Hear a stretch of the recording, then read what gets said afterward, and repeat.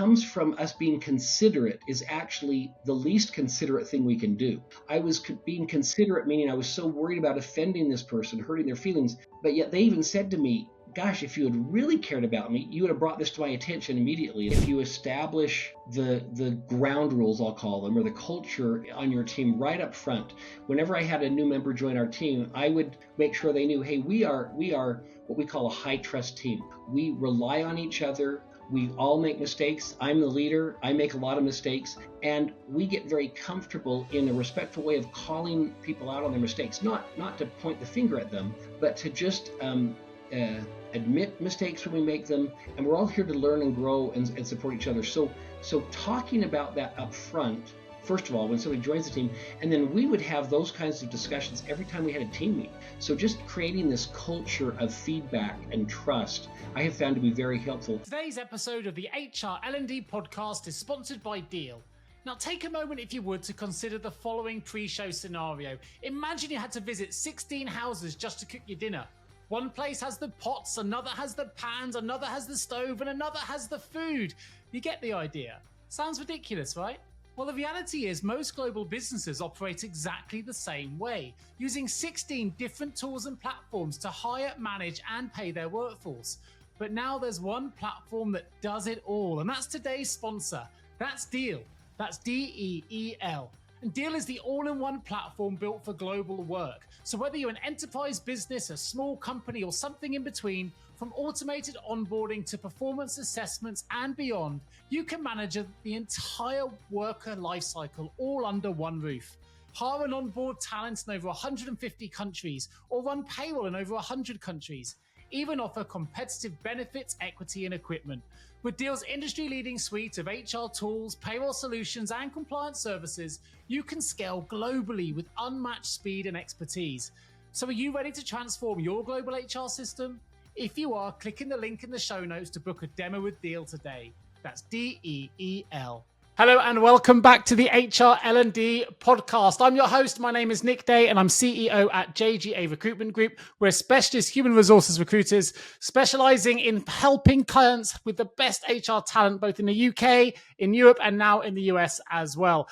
Today, we're going to really be diving into more transformative issues in terms of how we can help you navigate the HR issues that are challenging you right now. And to do that, I'm bringing you Todd Davis to the show. He's a senior consultant and thought leader at FranklinCovey. Now, for those of you that followed this show for many years, since 2018 when we started, you'll know we've had Stephen Covey on the show twice before and Scott Miller as well. Previous people that have been very heavily associated with the FranklinCovey business. Well, Todd brings over 35 years of experience in HR and talent development. So in really safe hands today. Today, he's going to help us understand how to navigate the increasingly frequent, difficult conversations that are occurring in the workplace. We know this has been exacerbated by layoffs, by mergers, and of course, the return to office adjustments. So with his profound expertise, we're going to be talking today about how we can navigate those conversations. We're going to be talking about some of the books that he's also co-authored, which really dives into that in more detail. And we're going to hopefully help all of you to remove some of that tension that we often associate with those difficult discussions. So without further ado, Todd, welcome to the HR L&D Podcast. How are you feeling today? Good. Thank you, Nick. Thank you for that kind introduction. It's great to be here. Oh, great to have you. Great to have you. I'm a huge fan of what FranklinCovey do, so really excited to have you on the show. Let's start with my first question, something I ask all of my guests, which is this. What do the words human resources mean to you? Well, that is a great question. You mentioned I've been with FranklinCovey for quite a while. I've been there 28 years, and Wow. I'm answering your question, but for the last 18 of those years, up until a year ago, I was FranklinCovey's chief people officer, and then I moved into the senior consultant role. And when I was first put in the chief people officer role over human resources, I asked our CEO if he would be okay with me changing the name of human resources, because we called it that then, to people services. And I was pretty adamant about that. Just, human resources means a lot of different things, as you're pointing out, to different people. But I wanted to make sure that I and my team, every day when we woke up, were reminded by the name of our team of what we were there to do, and it was people services. And so, long answer to your short question, human resources to me is all about people and inclusion and just being a resource, but I like to call it a service, just serving the people. So people services is my short answer. Fantastic. I think we can stop the show there, Todd. I think you've got everyone going, absolutely. A lot of people really want to change the title, not just you, from HR to people services, to people teams, CPOs rather than CHROs. And I can absolutely understand the reasons behind that. It's part of the evolution from personnel to HR now as we move into the world of people. But I mean, I'll have to rebrand the show, Todd. So for now, we're sticking with the HR L&D podcast. It may become the people L&D one later on. I want to dive into the current landscape, because there are a lot of our listeners, senior HR professionals, senior people professionals, still struggle, because this can hit you no matter what level you are, with those difficult conversations. And we know the current landscape in relation to workplace conversations have been quite difficult of late. We've seen a lot of high-profile layoffs, high-profile mergers, and that brings a lot of pressure to the roles. How can we? Well, let's start with just describing the current landscape, perhaps as you see it. Well, yes, I think you're right, and I think we've got with technology and with just more and more expected out of everyone, we've got more noise than ever before going on. And people are doing, the phrase more with less, but people are doing 3 and 4 and 5 and 6 jobs. I mean, as we've gone virtual and remote with all the resources that we do have, I think it is almost a 24/7 role that many people, regardless of their title, are playing. And with that, in my experience, I think we're losing, unintentionally, but we're losing this sense of just connection and with one another. And so you had mentioned I was honored to co-author and actually author one book and then co-author a couple of others. And the book that I authored about, 9-10 years ago is called Get Better, 15 Proven Practices to Build Effective Relationships at Work. And I'm not bringing that up to promote my book. I'm bringing that up because in my role as Chief People Officer for 18 years, I learned immediately and then over and over again that at the end of the day, it's all about relationships, not just because that's a nice thing, but because we all get results with and through others. And if we're not focused on, and especially amidst all of the noise right now, if we're not focused on the essence of those relationships, we're not going to succeed, and our company's not going to succeed, because at the end of the day, it's all about the results that we get, and we get results with and through others. So not sure if I'm answering your question, but I feel like, and I've seen time and time again, those people who are masters at their relationships in a sincere way, they are the most effective leaders and individual contributors in any organization. So I just think I think the awareness of that, to be aware of, with everything going on around us and how fast everything is moving, that we got to slow down and remember what's at the heart of all this business, and that's the relationships that we're having. Dr. Stephen R. Covey, I had the opportunity of working with him for several years before his passing. He used to say, with people, fast is slow and slow is fast. And I think about that all the time, that we're in such a hurry, but we got to slow down, and we're going to be that much more effective if we do. Yeah, it's a great response. It's got my mind thinking. I mean, there's a great coaching phrase that slow down to speed up as well. Take stock, Absolutely. Reflect, allows you to go faster.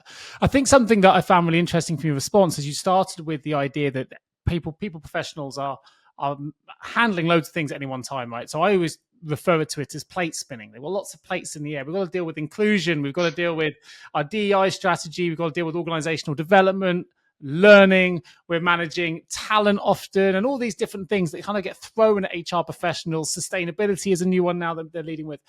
And interesting. So I jumped straight into my introduction a moment ago and talked about the challenges of those difficult conversations in relation to layoffs and mergers. But it made me think about another type of difficult conversation, which is just managing the stakeholders, because people teams are often just flooded with these big strategic initiatives that they've got to deliver, and they've got to make sure they get back to C-suite. So where are we with our sustainability targets? Where are we against our gender pay gap analysis? These are all highly pressured conversations, which have highly visible results, shall we say, that can absolutely impact the ability to attract talent or to retain talent, whatever it might be.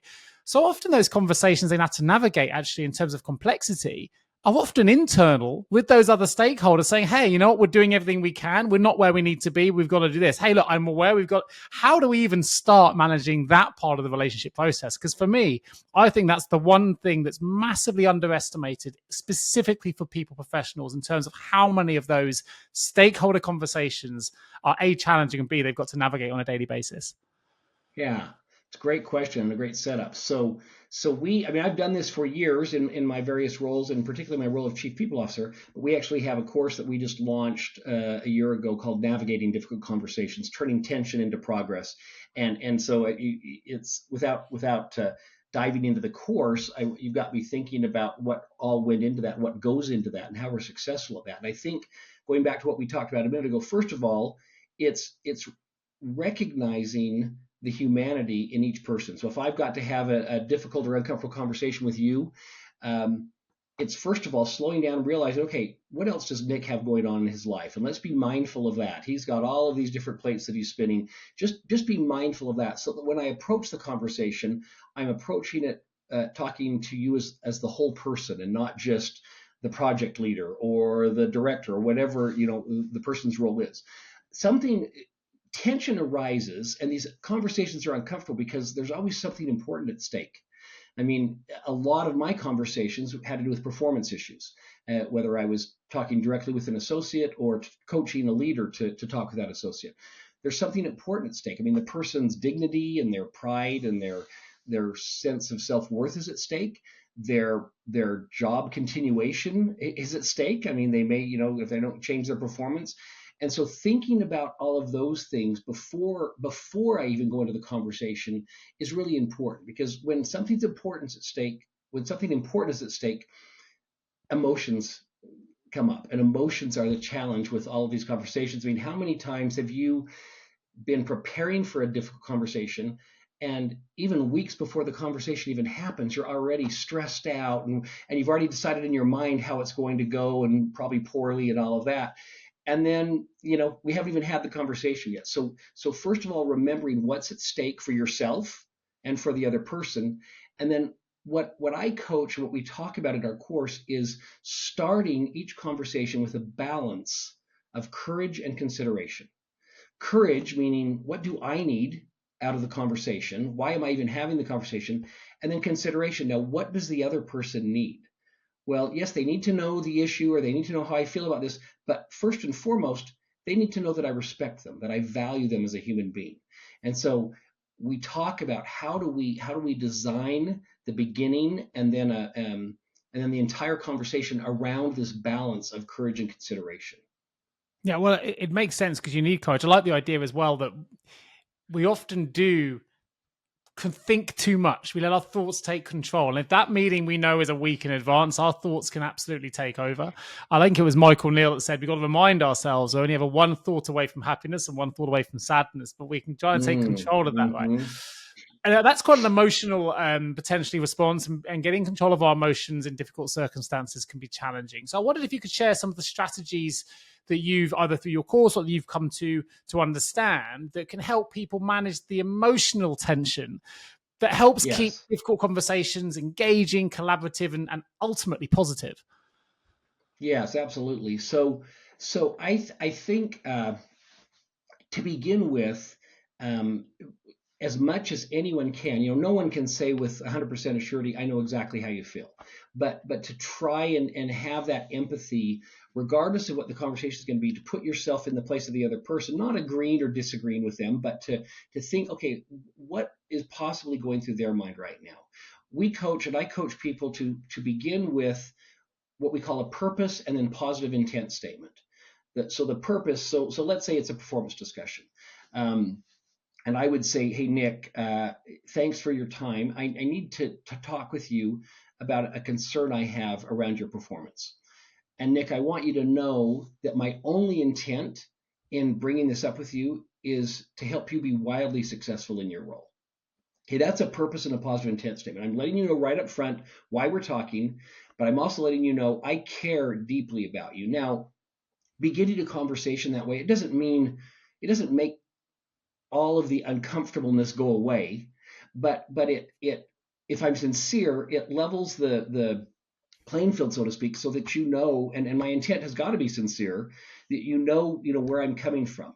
And then throughout the conversation, as we start to discuss whatever we need to discuss, I need to keep bringing us back to courage and consideration. We use 3 tools that are 3 skills: pause, don't panic; observe, don't judge; and ask, don't assume. And so those different tools are something that start to come natural to you once you get better and better at having these difficult conversations. And so again, beginning with balancing courage and consideration, and then always coming back to that. I will also, you said something a minute ago, when we talk about stressing out, how am I going to begin this conversation? What's going to happen? There are many times I've begun a conversation by saying, hey, Nick, I need to talk to you about a pretty difficult issue, and I care deeply about our relationship, and I will probably say this wrong. So please forgive me. I'm going to just get the information out so we can talk about it. But if I present it wrong or say it wrong, give me a do-over, if you will, because I care deeply about the relationship. I will just say those words to the person that I'm talking to so that they know, hey, Todd's just trying to do the best he can here. We just want to see if we can come to a resolution on this topic. So, not sure if that's answering your question or if that's helpful. Yeah, it's a nice setup. I think a friend of mine, Harry Kalimnios, who's a wellness coach, said to me that, often we get frustrated, and it's slightly different context, but I'll bring it back in, where, someone cuts you up on a freeway or a motorway or on a roundabout, whatever it might be, and we get really angry with that individual. How could they and we get really frustrated. And he's we don't, as you said at the start of that conversation, we often don't put ourselves in the position of the recipient. We often come from things from only our own perspective. And actually, if you were suddenly to discover the person that cut you up was rushing to hospital because their child was sick or their wife was in labor or they'd had some other thing, you'd have a totally different response to that particular issue. And that's when we suddenly have context about from the other side rather than just our own. So I know it's not a work-based thing, but what I do know in taking that forward in my experiences, my ex-managing director of a previous firm I worked for nearly 20 years ago said to me, every exit interview you ever do should always be a positive one.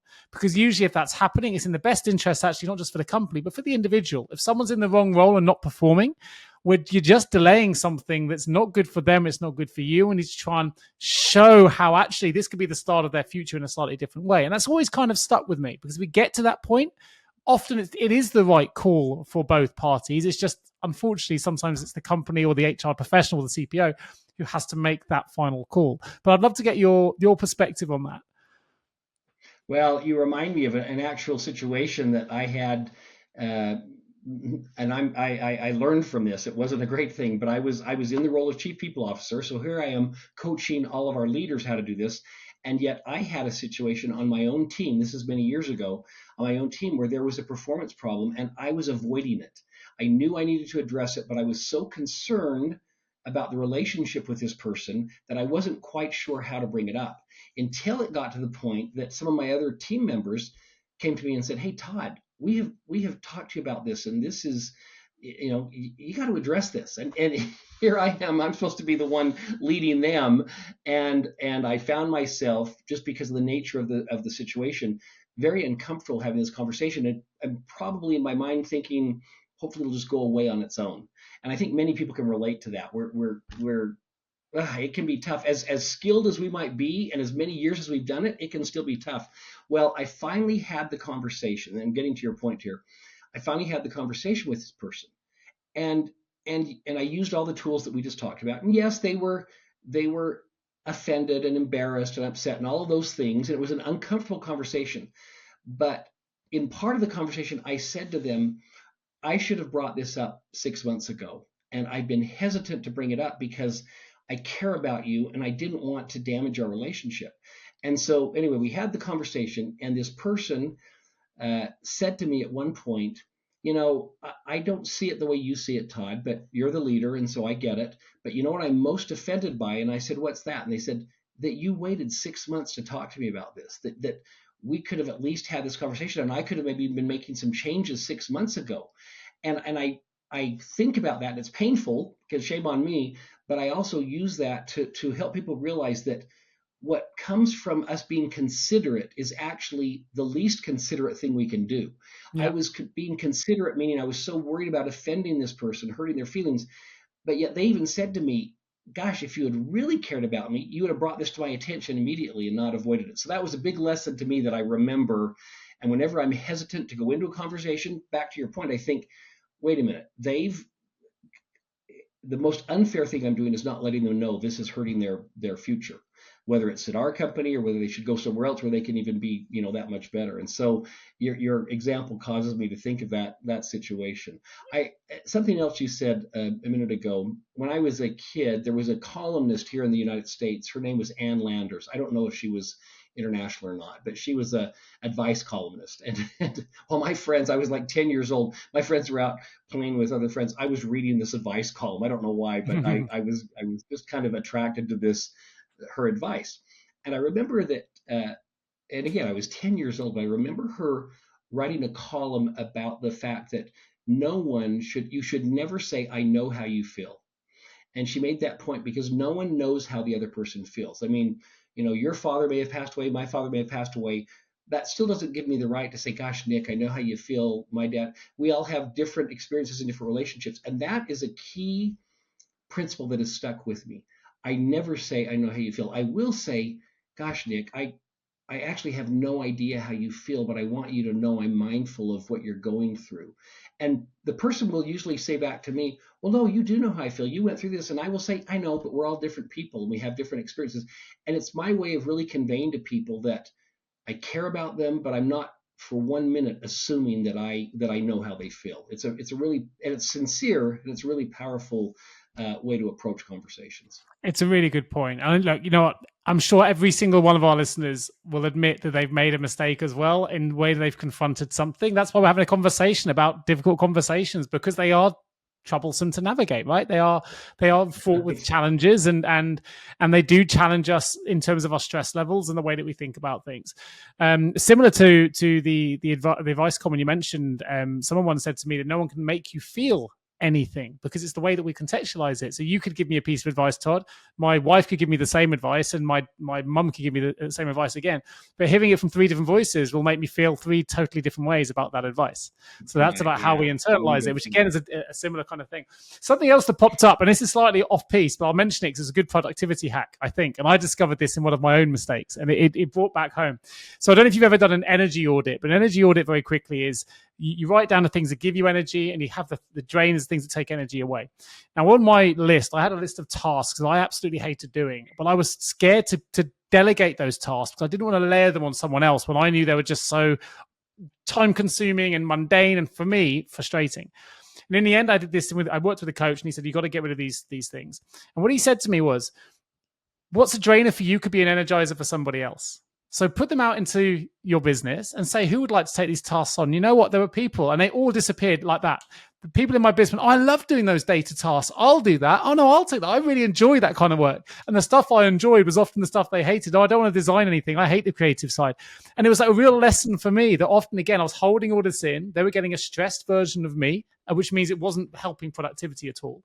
I was taking on too much. And actually, there was a chance to empower my team by giving them, or not offering out, shall I say, the tasks I didn't think they would like. And it turned out many of them wanted those tasks. So there's a lesson in there, just reminded me from your conversation. It led me there as well.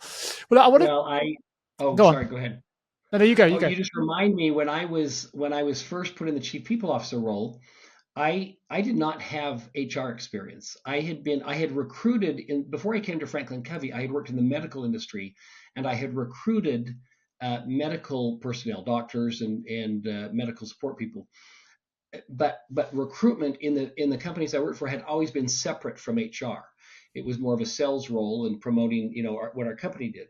And so when our then CEO came to me, what would it have been 20 years ago now, and said, hey, we would like you to, our chief people officer or the head of talent is leaving.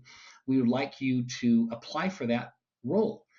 And I said, well, that's great. I have no HR experience. You want me to lead the human resource function for FranklinCovey, and I have, or you at least want me to apply for it. And he said, and I say this with humility, but he said, well, I know, but we've noticed you're really good with people.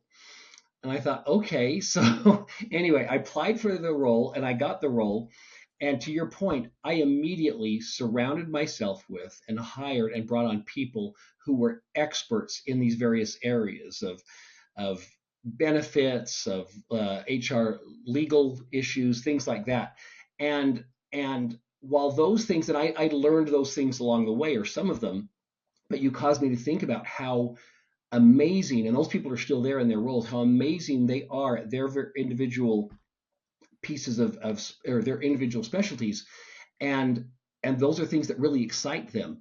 And I think not to get too far off course here, but leaders often we think, well, we've got to be able to do it all. We've got to know it all. We've got to and that's not the case at all. The best leaders surround themselves. They recognize talent. That's what leaders need to really do. Yeah. There was a phrase that was said to me many years ago. I don't know if you've heard of this before. A's hire A pluses and B's hire C's. Have you ever heard of that before? I haven't, but I So, like it. I'm going to make a note. yeah, It's great. the grading system, and I'm not quite sure how it is in the UK, but in school here, you want to get an Similar. A plus. It's the highest Yeah. grade you can get in a class. And my parents would have loved for me to get an A or maybe even a B, but anyway, so you have A, B, C, D. And it's always stuck with me. A's, if you're an A player, you hire A pluses. You surround yourself with people who are more talented than 100%. you are. Yeah.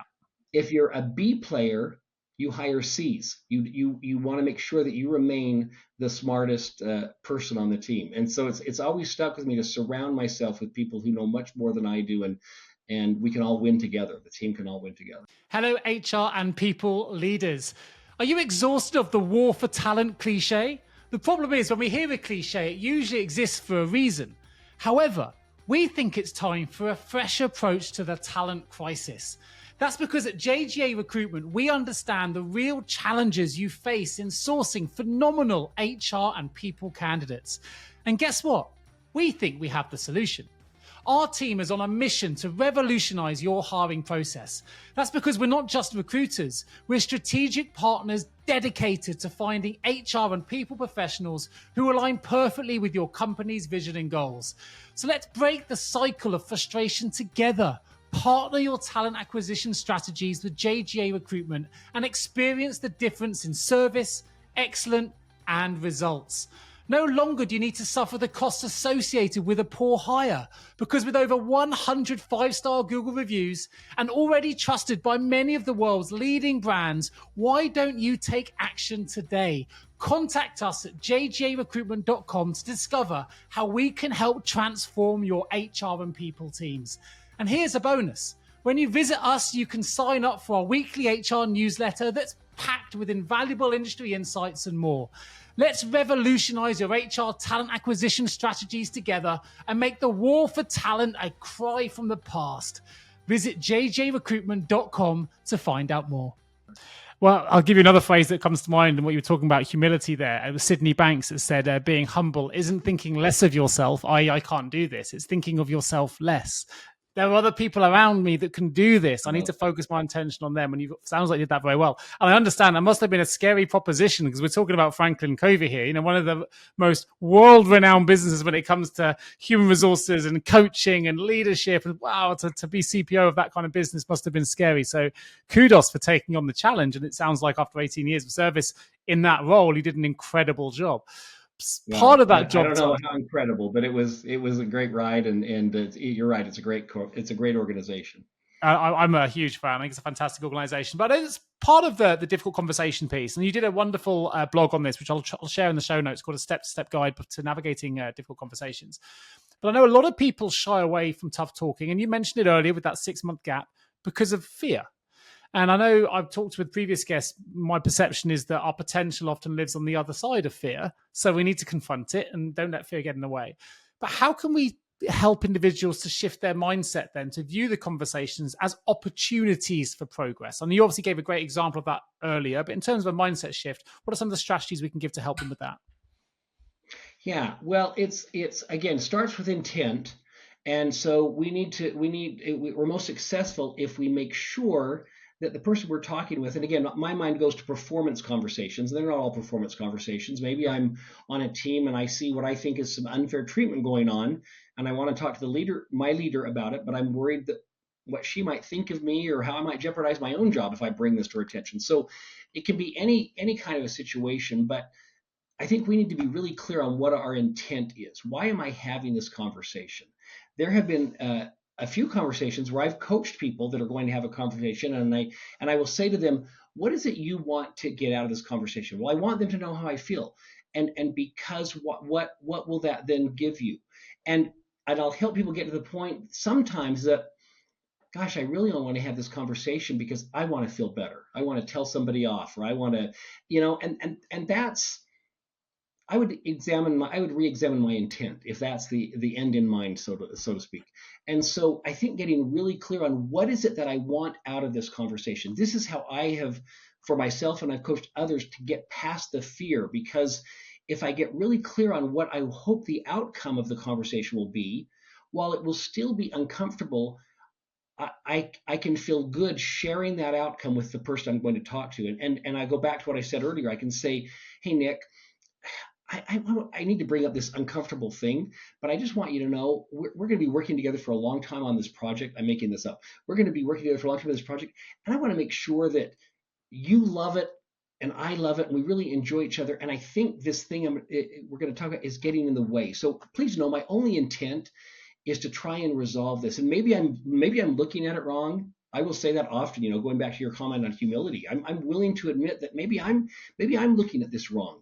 So, but I want to get it out on the table so we can talk about it and get to a good place. I mean, who's going to argue with that, Nick? Yeah, when you are vulnerable like that and just say, "Look, I just want to help us move forward.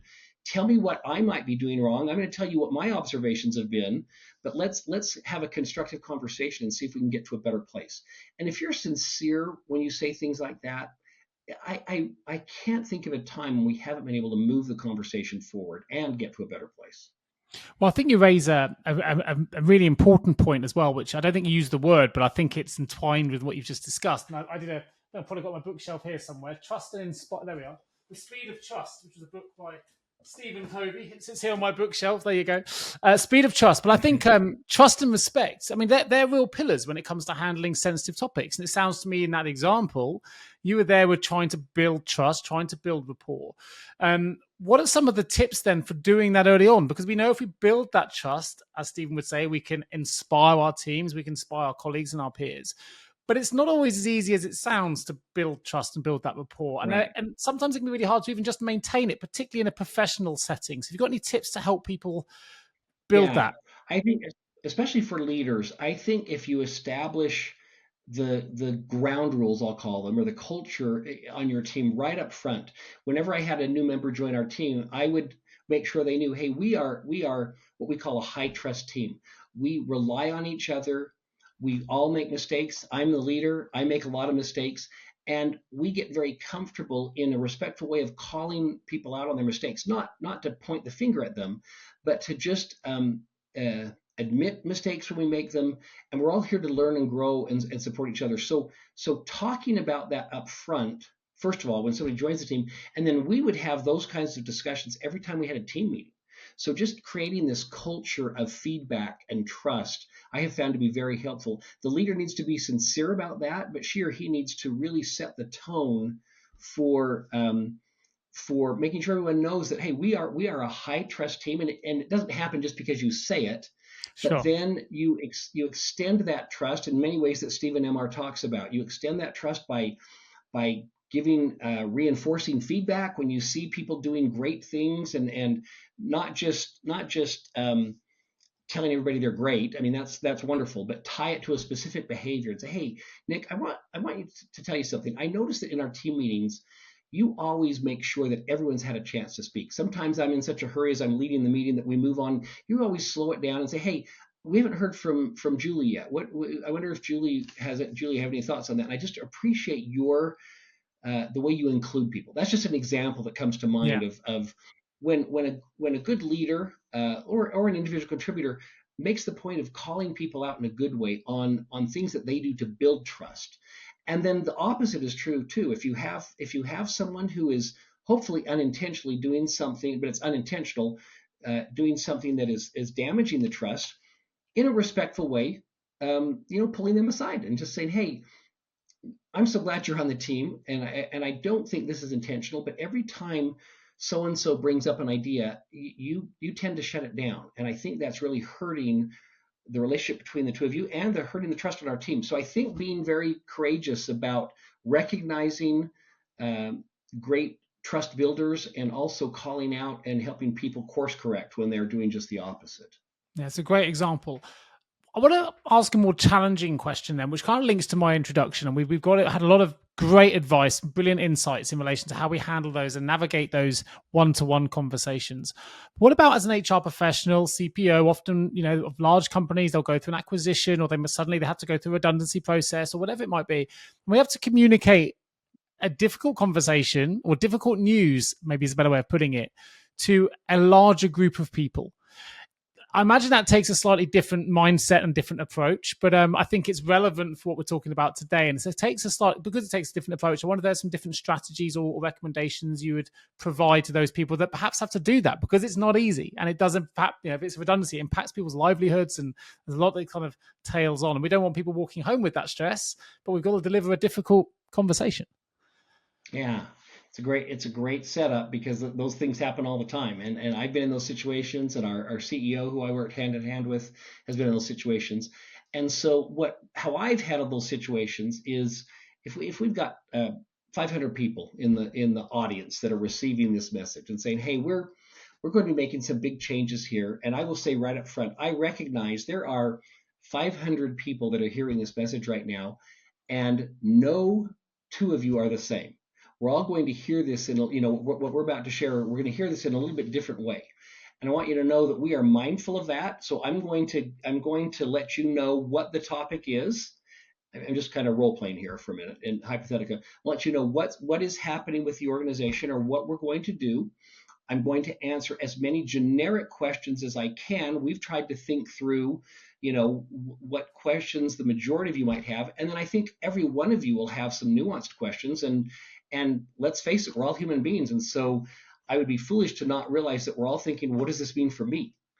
And by saying those things, you're connecting with each person, saying, okay, he gets me. I mean, he may not know exactly how I think, but he's mindful of the fact that I have a different situation than the person sitting next to me. And so I think acknowledging all of that up front, sharing whatever the information is, if it's a merger or an acquisition, whatever the company is going to go through, and then say, now, here's the questions that we know everyone, or most everyone, would have, and go through that, and then make yourself available, and just say, for the next week, I want you to know that I'm going to be available, and I'll put in whatever hours we need, because I want to make sure I connect with each one of you if there is something that's unsettling, or that you're not able to comfortably move forward with until you get that answer. I want to make sure that we connect with each one of you. That's just, I'm thinking of a particular scenario that's how we handled that. I don't know if that's answering your question or not. I think it's a fantastic response, Todd. I loved it. I think it humanizes the HR, the human resources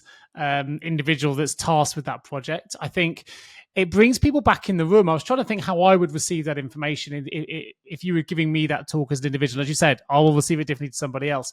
And I was thinking, one of the biggest challenges here when we give negative news is people immediately go to, as you say, how's this going to impact me? I've got a mortgage to pay, as an example. It's very difficult to take them out of that space. All they're thinking about now is survival. If I lose my house, I lose this. If I lose this, we're on the streets. If I lose the streets, and they've already gone to the nth degree. But by saying, look, it's going to impact all of you differently, I think it almost puts a little bit of a block on going down that road, because it makes me go, okay, he understands it's going to impact me in a significant way. I need to hear what you've got to say before I go that way. And I think that's what it would have done for me. So for me, it was a really powerful response. And I think, I hope that's been the same for the people listening to this show. Well, I think, thank you for that. And I think that we've got, regardless of how large our companies are or how large they're getting, I think those in HR leadership roles need to, while it's harder and harder to manage bigger sizes and be scalable, I still say, take that on and don't forget the human connection. In fact, I think I have it here. A friend of mine, that held my business card from back when we used to use business cards. I don't know if you can see this, but it says, inclusion, people matter. And it holds my business cards here. And they gave me this little plaque, and it says, inclusion, people matter. And it was a very nice compliment, just saying, you're someone, no matter how large we get, everyone still feels like you're their best friend. And my goal isn't to try and be everybody's best friend, but my goal is to make sure that leaders don't lose that human connection. And Yeah. if we're scaling, if we're growing so massively that we are losing it, maybe we want to think about a different way to grow, because at the end of the day, as I said earlier, we all get results with and through others. And so those relationships that I wrote the whole book on, those relationships are at the foundation of all of the great growth that we're experiencing. No, I couldn't agree more. I think, as I say, a really powerful response. Well, let's jump into the book then before we go into the HR&D Vault, because we've co-authored several books. The most recent ones that I've come across are Get Better, 15 Proven Practices to Build Effective Relationships at Work. And of course, Everyone Deserves a Great Manager. So why don't you just bring both of those to life briefly for our listeners? And we'll obviously make the links to both these books available in our show notes. If anyone's interested in getting yourselves a copy, you can do so just by going straight to the show notes of this episode, whatever platform you're watching it on or listening on. So yeah, I wondered if you could just give us a bit of an overview of your recent books. You bet. Thank you. And again, I'm not on here to plug books, but I appreciate No, for you sure. Yeah. bringing it up. They're very near and dear to my heart. So the Get Better book, 15 Proven Practices, really our publisher, Simon and Schuster, the same publisher that published The 7 Habits of Highly Effective People and some of our other books, they had this great idea saying, what if we had the chief people officer of the people company write a book on, what the most effective leaders and individual contributors do. And so because I had this kind of bird's eye view for 18 years, I was able to see I was able to observe those who really had the greatest influence, whether they were in a leadership role or not. And so the 15 practices, they're not anything new. I didn't create them. They're people using our content from the 7 Habits or the Speed of Trust, but the principles that they used and how they used them. So I shared very real life scenarios of these practices at work so that people could relate to them and say, I got to do a better job at practice number 1 is called Wear Glasses That Work. So it's all about our paradigms, the way we see things. And are we seeing things completely or accurately, or just seeing things the way that we've always seen them and then we're convinced that that's, accurate? Play your roles well, practice number 4. It means identify the most important roles in your life, personal and professional. And don't just think about them, but what are you doing on a weekly, maybe even a daily basis to contribute to those roles? Many of us, we can tell you right off the cuff who are the most important people in our life. But if we stop and think, but wait a minute, what am I doing to invest in that relationship? And so do we play our roles well? Talk less, listen more is practice number 9. And it's, doesn't need a lot of explanation. Carry your own weather. Do we allow outside circumstances or people to determine the course of our lives? Or do we realize, wait a minute, this is my life. I'm going to take charge of it. So do we carry our own weather? So those are some of the practices in the Get Better book. And they really are, from my own experience, mistakes that I've made and successes that I've had, and then what I've observed others do. The other book you mentioned, I co-authored with the guest you had earlier, Scott Miller, and another one of our colleagues, Victoria Roos-Olson. Everyone Deserves a Great Manager. We originally started to write it for a new manager, thinking, okay, just like if you got on an airplane and you're up in the sky and you find out that the pilot didn't have any training, he or she was just trying to figure it out as they go. Many of us are put in leadership positions and we don't have any training. In fact, Harvard Business Review did a study on that, saying that most people are put in their first leadership role around age 30 and yet don't receive any kind of leadership training until age 42. So that's kind of like 12 years of welcome to good luck leadership. Yeah. And just like we wouldn't get on a plane with a pilot who hadn't been trained, how many of us have worked for, or we've been put in the leadership role and we're just trying to figure it out. So we started the book with that in mind, but then the 3 of us realized we had all been in leadership positions for most of our lives. And these were things that we weren't doing or weren't doing very well. So it's the 6 critical practices for leading a team are what the Everyone Deserves a Great Manager book is about. Fantastic. I'm going to, well, obviously, Scott Miller, you mentioned, has been a previous guest on the show. We talked about management mess to leadership success. So if you've enjoyed this episode, you may want to check that out as well with Scott Miller. It was a really good conversation. And talking about your first book, The 15 Strategies, two things popped into my head. The first one was, I think we talked about chapter 10, where you talk about take the weather with you. One of my favorite quotes that I have and I talk about a lot is, your day does not dictate your mood dictates your day. And I think that's kind of relevant for that. And when you're talking about the hearing and listening element, which I think was chapter 9, so, I love the ideas. I say to my team, are you an elephant or are you a hippo? And I say that because a hippo has a huge mouth, right? I'm not talking about a huge mouth and little ears.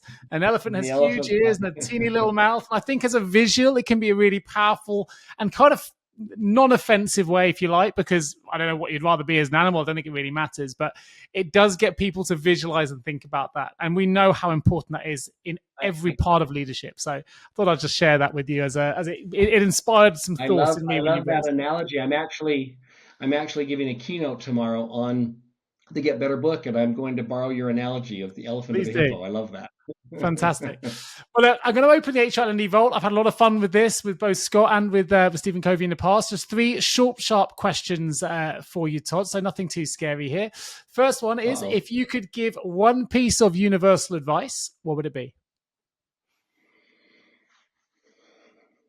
Well, at the end of the day, over here in the U.S., there's a bumper sticker that I've seen several times on the back of a boat when somebody's towing a boat or somebody's driving a big motorhome or RV, and it will say something like, "The person who dies with the most toys wins," meaning, you know, they're in a fun way bragging about the thing they're towing around, the big RV, or recreational vehicle or boats, whatever. And I've thought about what bumper sticker I would put on, and I would want to put on, "The person who dies with the most meaningful relationships wins." So my advice would be, don't lose sight of the relationships, both professional and personal, the most important relationships in your life, and make sure that you're spending a good chunk of time each week on those important relationships. Very powerful. There's no further commentary from me. So question number 2, reflecting on your career start, what advice do you offer to those who are just beginning their journey in this new world of work? Yeah. While finding out, a lot of us don't know what we want to do, you know, and we can be well into our careers and we're still trying to figure out what we want to do. But I would, if I could, this isn't how you asked the question, but if I could do it over, I would take the time much earlier on to carefully think through, when are you your happiest, Todd? What activity, where's your mind when you are the most engaged? Now I do that now, and it's great, but it took me many years to learn that. And so my advice to people earlier in their career is, don't just look at a role or a company, but think about go down to a granular level. Think about the activity. What is the moment, or what are those moments when you're most engaged and you're most passionate? Start there, and then start to figure out what you want to go into that will involve those types of activities. It took me a long time to figure that out. When we do that, we're in roles where we are most engaged, we're just the happiest, and we're actually adding the most value to whatever we're doing. So it's not a million miles away from the energy audit we were talking about earlier, because an energy audit isn't just about the things we don't like doing, or the drainers or the energizers. It's about the people that give us energy, the people that drain us of energy, the places, the projects. If anyone's interested, I've got an energy audit I can send you. Just drop me an email at nick@jjrecruitment.com and I'll send you a copy. Just put energy audit in the subject line. But you're absolutely right. If we can get clear vision on the things that give us energy and the people that give us energy and the relationships, and actually also be aware of those that take it away, it just is going to allow you to have a more productive, happy experience. So fantastic advice and relevant to what we discussed. My last one, I'm quite excited by this question because, I'm talking to the CPO or the ex-CPO, someone still part of FranklinCovey, authored books on leadership. You've worked with some of the great leaders. You've helped some of the greatest leaders that we have ever known get their leadership training. So I'm going to ask you the question, from your experience, what common trait or behavior have you observed in all effective leaders, or the most effective leaders, maybe I should say? Yeah. It's funny. Before I wrote the Get Better book, I had an idea. I had an idea of a different book I wanted to write, and I already had the title of it. I had thought of the title. I loved the title that came to mind. It was called "Lead with Humility," and so I had some ideas of what I was going to put in that book, and then I went to make sure that I could secure that title, and that title had already been used. And you know who it was used by? The Pope. Oh, wow. There you go. You're on the right track. Yeah, he had it. Yeah, I know he had a co-author, but I laughed at myself thinking, okay, well, I'm not going to take on the Pope, so I'm gonna. But to answer your question, humility is the first thing that comes to mind when I think of the greatest leaders. Our current CEO, his name is Paul Walker. He's somebody I refer to often, but I think leading with humility, as the book by the Pope says, leading with humility is critical. So I would say humility. I would say habit 5, for people who aren't familiar with the 7 habits of highly effective people. Habit 5 is seek first to understand, be the elephant, seek first to understand, then to be understood. So, and you have to have humility to do that, but take time to understand others. I've seen some of the most powerful leaders that I've had the pleasure of working directly with or coaching or seeing from a distance. They don't know it all. They don't pretend to know it all. And they really take time to understand other people's perspectives. So I would say humility and empathy. Those would be probably the first 2 traits that come to mind of all great leaders. And well, we need more of that in the world today. We do. You demonstrate your own humility by saying, I'm not going to take on the Pope, to be fair. Empathy, a very popular response for sure. Look, it's been a really enlightening conversation. I'm very thankful for the insights you shared with us today, Todd. Of course, for those that are interested in either of the books we discussed today or anything else, I will put the links in the show notes to the book, Get Better, 15 Proven Practices to Build Effective Relationships at Work. And of course, everyone deserves a great manager. Very relevant to the listeners that love this show. So do grab yourself a copy, check that out. Check out the FranklinCovey website as well if you can. I wanted to say another thank you to Todd for sharing such valuable insights on what is a difficult thing to navigate, challenging conversations. And in the world of people management or HR management, this is something they have to do every single day, whether it's internal stakeholders or employees or external, whatever it is. We know how challenging that is. So thank you so much for giving us some sage advice and for sharing your wisdom with us on the show. Of course, thank you to our listeners for tuning into the HR L&D podcast once more. Of course, if you do have a chance to review the show, I'll be very grateful. It really helps with our rankings. Whatever the platform is that you love the show on, please give us a review. If you can, share it with your HR colleagues and friends as well. It's really raised the profile of human resources and people management worldwide. And of course, if you ever need support recruiting top talent in the HR space or the people space, that's where I can help or my team can help. As I say, we do recruit in Europe, in the US as well now, and of course, we're based here in the UK. So do give us a call, and you can find us at jgarecruitment.com. Just leaves me to say one more huge thank you to Todd for joining me today on the HR L&D podcast. It's been my absolute pleasure. I've enjoyed every moment, and I've got lots of insights to take away with me. So thank you ever so much. Today's episode of the HR L&D podcast is sponsored by Deal, the all-in-one global people platform that simplifies how you manage the entire global team lifecycle. From contractors, direct employees, EOR, and more, you can manage them all in one place with Deal. Hire and onboard talent in over 150 countries in minutes, or run payroll in over 100 countries with just one click. Offer competitive benefits, equipment, and equity from a single dashboard. Even customize career roadmaps, performance assessments, and more for your team through Deal's suite of AI-powered learning and development tools. So no matter your global business goals, Deal's team of over 200 legal experts keeps you compliant with local laws every step of the way. So whether you're an enterprise business, a small company, or something in between, Deal is built to meet your unique global HR needs. Ready to transform your global HR? Click the link in the show notes to book a demo with Deal today. That's DEEL.